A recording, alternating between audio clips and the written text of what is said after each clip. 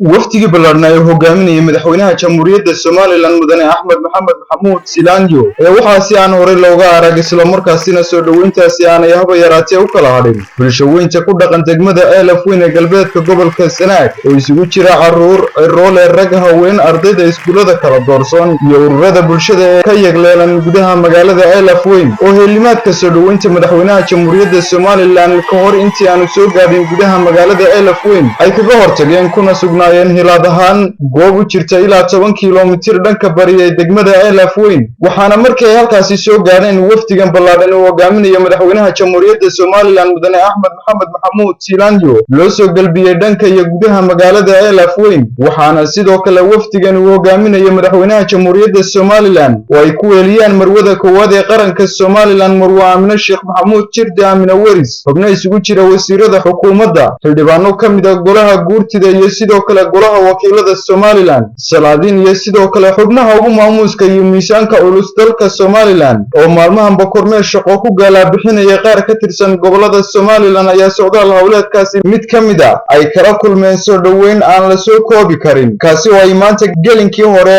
ay ku soo gaadheen magaalada Eelafweyn ee gobolka Sanaag iyadoona aamintii ama waqtigii wafdigan uu hogaaminayo madaxweynaha jamhuuriyadda Somaliland ay soo gaadheen goobtii halkii ay ku sugnaayeen shacabku ay markaasi si weyn uga dhex muuqdeen ardayda iyo sidoo kale haweenka oo caleemo qoyan ku soo galbiyay wafdigan uu hogaaminayo madaxweynaha jamhuuriyadda Somaliland aamintii xilliga ay soo gaadheen babcad iyo barxadii loo asteeyay maamuuska soo dhaweynta wafdigan madaxweynaha jamhuuriyadda Somaliland mudane Axmed Maxamed Maxamuud Silaanyo ayaa waxa ugu horreynba munaasabadaasi ay ku sugnaayeen halqadii iyo shacabkii iyo dadweynaha ku dhaqan magaalada Eelafweyn kala hadlay ugu horreynba maamulka iyo mas'uuliyiinta degmada Eelafweyn waxaana iyagoo goobtaasi ka hadlaya ay si mug leh ugu mahad celiyeen qaabka iyo siyaasadda dhanka horumarka dalka uu gaarsiiyay madaxweynaha jamhuuriyadda Somaliland gaar ahaan nabarkii kaliya ee bulshada gobolka Sanaag ay u bugtay kaasina uu dawadiisii ay gobolka Sanaag soo gaadhay waxaana ay ku tilmaameen mas'uuliyiintu qalabkii iyo macdaadkii kala gedisanaa ee dhawaan soo gaadhay gobolka Sanaag tiro ka mid ah doorka iyo waxgaradka golaha oqaasha degmada Eelafweyn ee galbeedka gobolka Sanaag oo ay ka mid ahaayeen Suldaan Saciid Yuusuf Ducaale Aqal Maxamuud Nuux iyo sidoo kale xubno kale oo tiro badan oo iyaguna goobtaasi ka hadlay ayaa iyaguna si wada jira markay munaasabadaasi ka hadlayeen waxay tilmaameen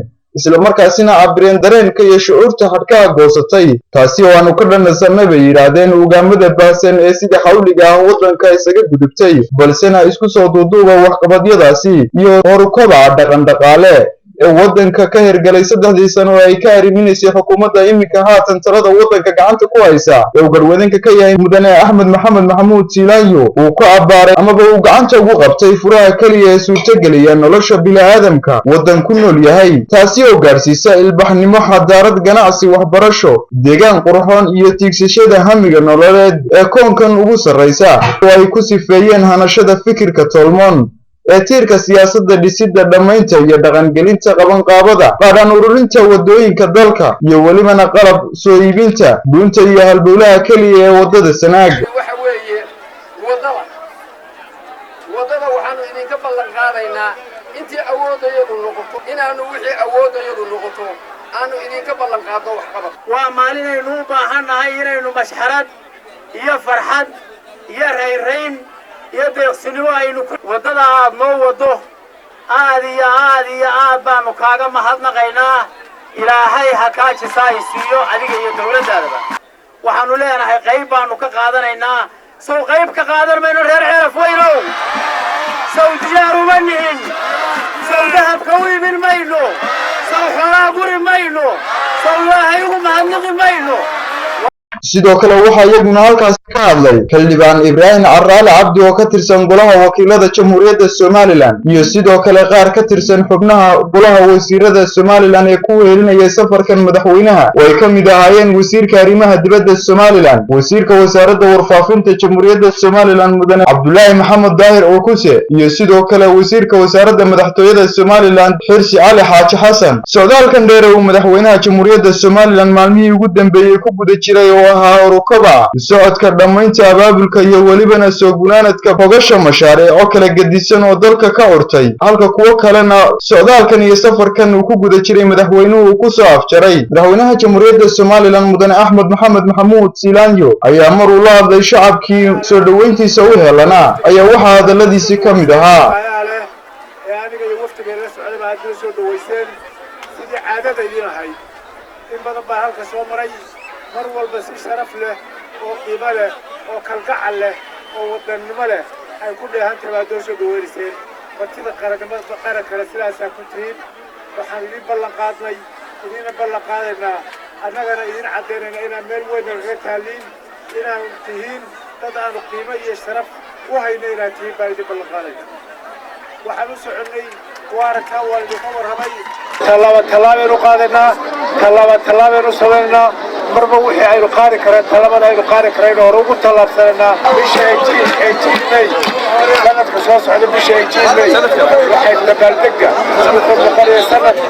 وحور قرية كيد فتريسي كوتر عرقا ونقول إن شاء الله تعالى